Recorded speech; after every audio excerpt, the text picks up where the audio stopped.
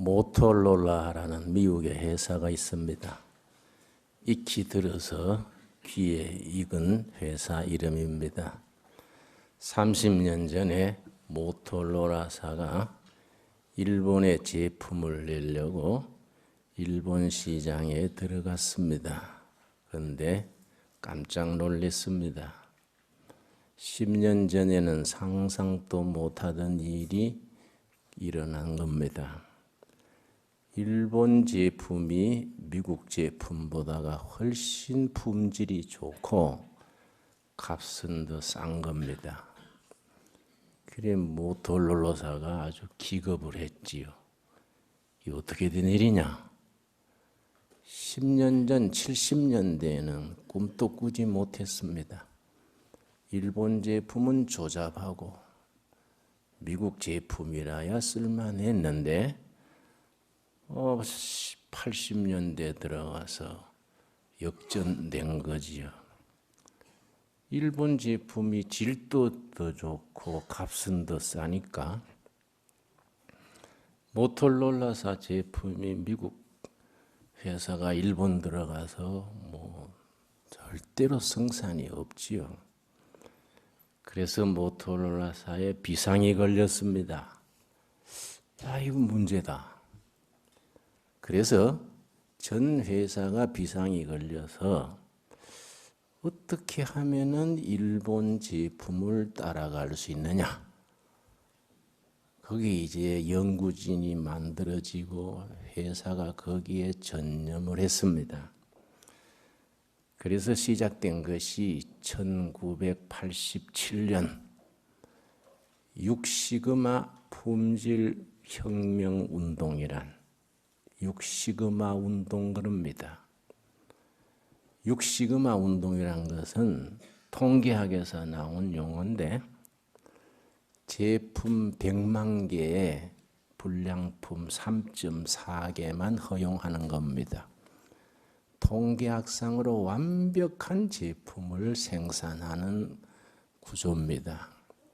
그래서 6시그마 운동에 의하면은 99.99966%가 완제품이고 불량품은 거의 없는 겁니다.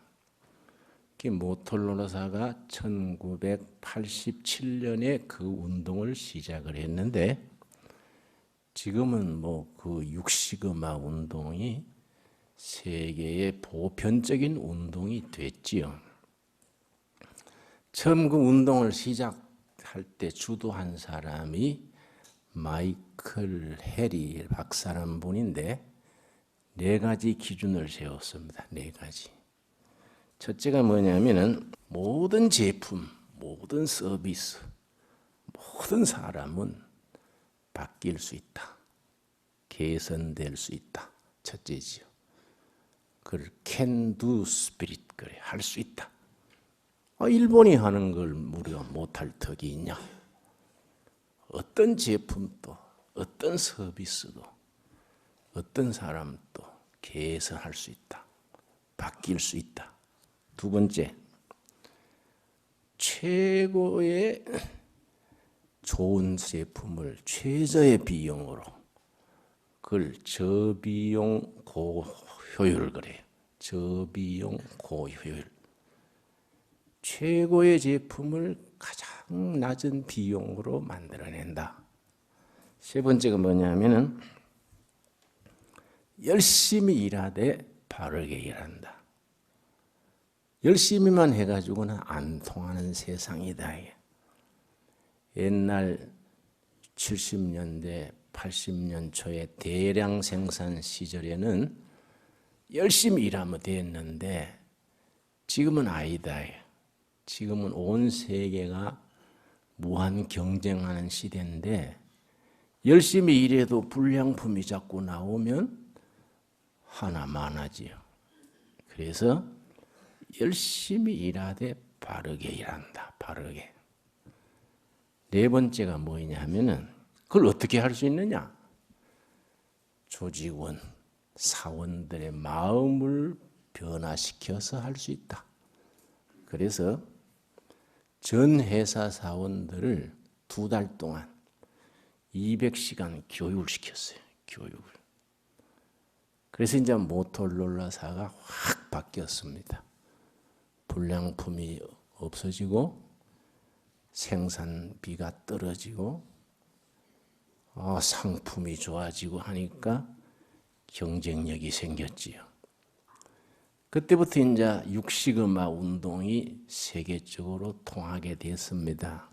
그런데 육시그마 품질 혁명 운동의 원조는 어딜까? 한국의 합천 해인사에 있는 팔만대장경이라고 합니다. 팔만대장경. 팔만대장경이 전 세계 육시그마 운동의 원조라는 거예요. 팔만대장경은 1236년 몽고군이 우리 고려를 침략했을 때에 신앙으로 그때는 불도 시대니까 불심으로 외적을 물리치자. 전 국민이 신앙으로 하나가 되어서 몽고군을 물리친다. 이런 생각으로 16년 동안 만들어낸 것이 팔만대장경인데 팔만대장경 판 하나에 글자가 앞뒤로 644글자가 세워졌습니다. 이 84,685자입니다. 팔만대장경을 하지만 실제는 84,685장이 이렇게 한 판에 644글자씩 세워졌는데 그걸 어떻게 만들었냐면은 한 글자 한 글자 새길 때마다 절을 3번씩 했습니다. 일자 3배 그래요. 일자 3배. 3번 절하고 글자 하나 새기고 3번 절하고 글자 하나 새기고 그렇게 새겨진 글자 총수가 5,200만 글자입니다. 이걸 16년간 완성을 했는데 730년 전이지요. 지금까지 벌레 하나 먹지 않고 혹 하나 떨어진 게 없고 5,200만 글자에 하나도 오자가 없어요. 완벽합니다. 완벽한. 그래서 세계 문화유산으로 책정되어 있습니다. 한국을 찾는 관광객들 중에 합천 해인사에 가서 팔만대장경 그걸 보면은 기죽어버려요. 일본 사람들이 옛날에는 한국을 만만히 봤는데 한국에 도저히 못 따라가는 것이 5가지 있다. 첫째는 인천공항, 일본이 못 따라간다. 둘째는 삼성전자, 셋째는 한국 아줌마들 파워를 일본 사람들은 못 따라간다는 거예요. 넷째는 여자 골프, 5번째가 합천 해인사 팔만대장경. 세계 문화유산이니까 우리 선배들이 우리 종교는 다르지요. 그때는 기독교가 들어오기 전이니까 불도의 시대지요.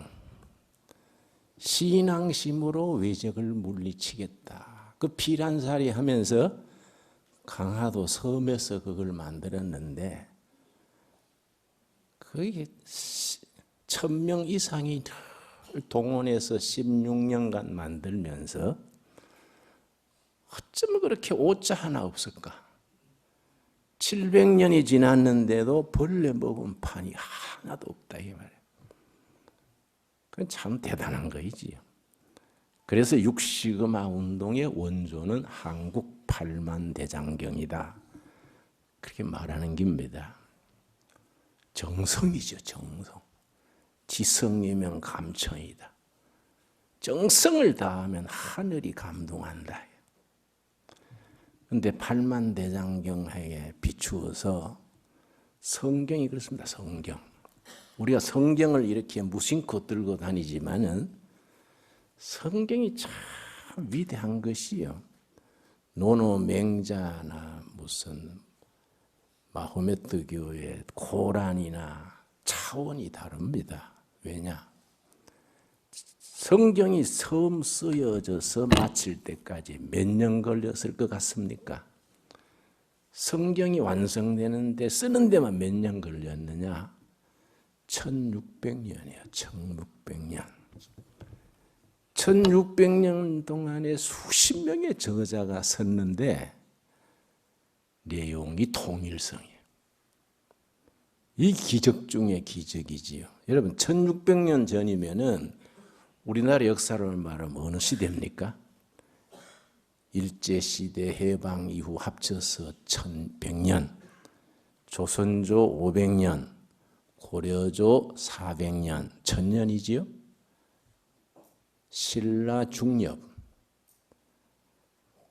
신라가 1000년인데 중간 잘라서 신라 중엽 때 쓰기 시작해서 현재까지 썼다 이 말이야. 이 1600년이지요.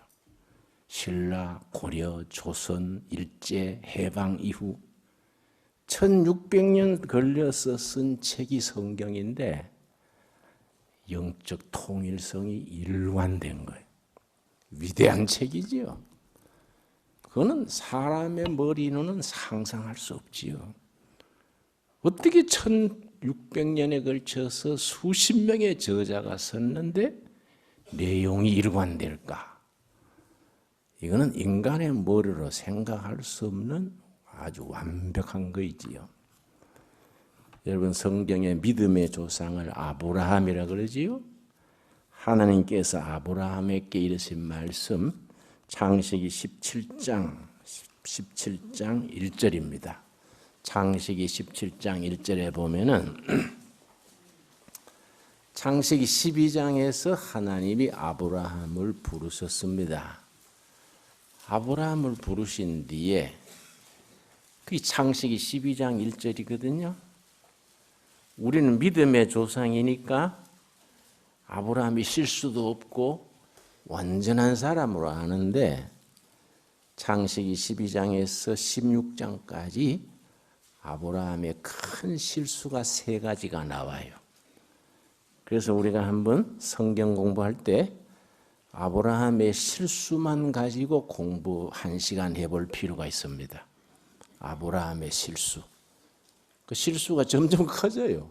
점점 큰 실수를 해. 그러나 아브라함 글 읽으면 위로받습니다. 나는 하도 실수가 많은 사람이라 개통이 통하네. 응? 아브라함도 그랬으니까 내 같은 쫄자야 뭐 좀 그래도 하나님이 양해하시겠지 뭐 이런 식으로 위로를 받아요. 그런데 창세기 16장에서 아브라함이 가장 큰 실수를 했습니다. 뭐냐 하면은 아브라함을 부르실 때 하나님이 내가 너에게 자식을 준다 그랬지요? 근데 둘 다 나이 많은 거예요. 자식 볼 만한 나이가 아닌 겁니다. 그래도 몇 년 기다렸습니다. 창세기 15장까지만 해도 기다렸습니다.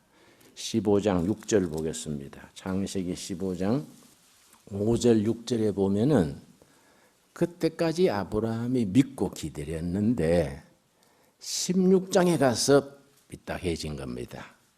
15장 5절 그를 이끌고 밖으로 나가 하나님께서 아브라함을 데리고 밖으로 나가 이르시되 하늘을 우러러 무별을 셀 수 있나 보라.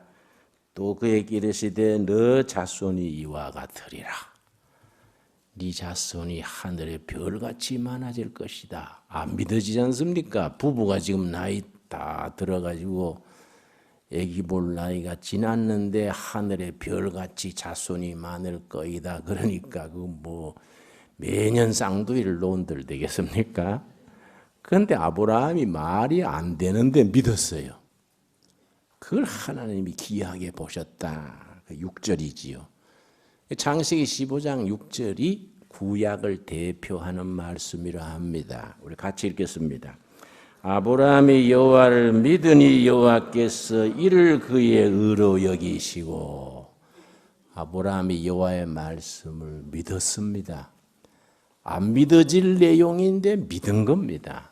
그랬더니 하나님께서 네가 못 믿을 걸 믿는 거 보니 의인이다.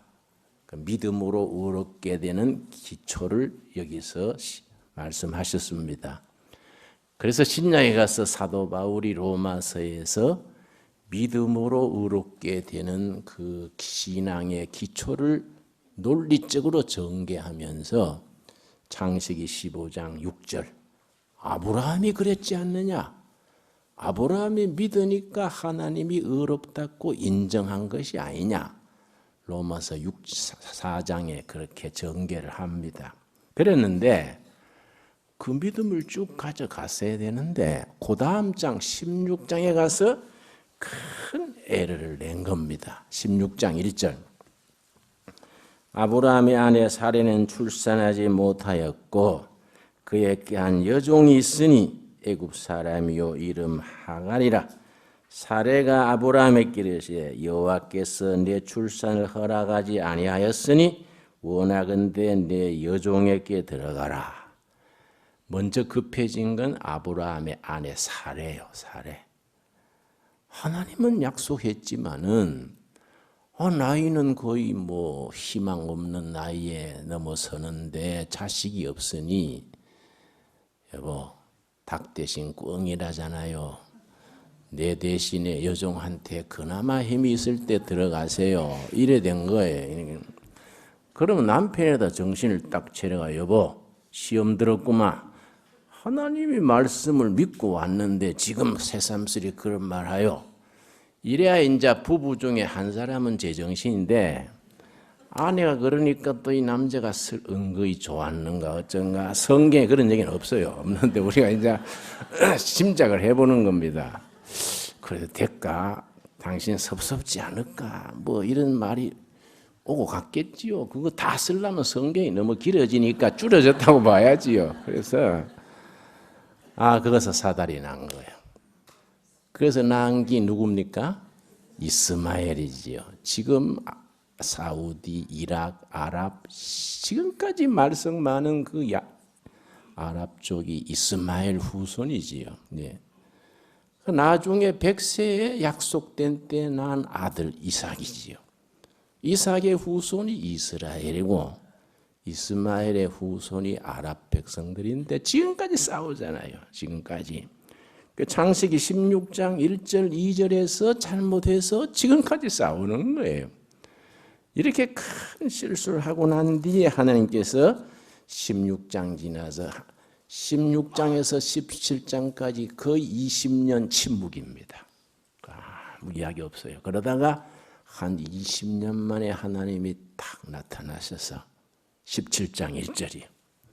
아브라함이 몇 세 때입니까? 99세 때. 하나님이 정하신 때가 있는 겁니다. 99세 때에 여호와께서 아브라함에게 나타나서 한 20년 가까이 아주 침묵해. 아브라함 가정에 막 내분이 생기고 다툼이 나고 막 사레가 막 하갈을 막 쫓아냈다가 다시 데려오고 막 집안이 풍지박산됐었습니다. 그러느라고 아주 영적으로 아주 침체됐던 기간이 근 20년 됩니다. 그런데 하나님이 때가 있는 거거든요.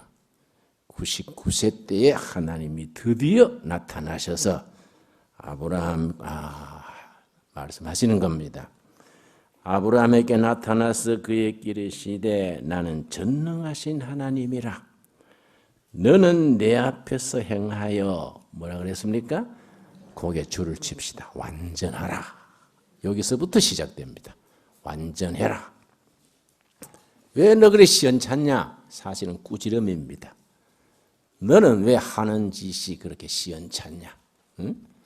왜 자꾸 실수하고 허물을 범하고 호주로서 호주답지 못하고 집안 단속도 못하고 그러냐? 너는 내 앞에서 완전해라. 너는 내 앞에서 완전해라. 그래서 하나님께서 이삭을 주시는 겁니다. 오늘 본문 말씀에 히브리서 6장 2절 1절 한번 찾아보겠습니다. 신앙생활에 우리에게 성령님이 권면하시는 말씀입니다. 바로 아브라함에게 했던 말씀처럼 완전하라 일렀던 말씀 우리들에게 성령께서 되풀이하십니다. 자, 히브리서 6장 1절이죠. 왜 너희들이 예수 믿고 10년, 20년, 30년 지나도 겉으로는 목사네, 장로네, 권사네, 안수 집사네 하지만은 하는 짓은 맨날 초신자냐, 초신자. 응? 왜 맨날 예수 믿는 게 왜 그러냐? 왜 진도가 안 나가고 왜 또 실수하고 되풀이하고 그걸 베드로서에서는 왜 성령으로 시작했다가 육신으로 마치느냐? 그는 마치 개가 토했던 걸 다시 먹는 것과 같고 돼지가 나왔던 구덩이에 다시 들어가는 것과 같다. 영적으로 왜 그렇게 뒤죽박죽 엎치락 뒤치락 되풀이하느냐? 그런 초신자 단계를 벗어나야 될 거 아니냐? 권면하십니다. 사실 그렇지 않습니까?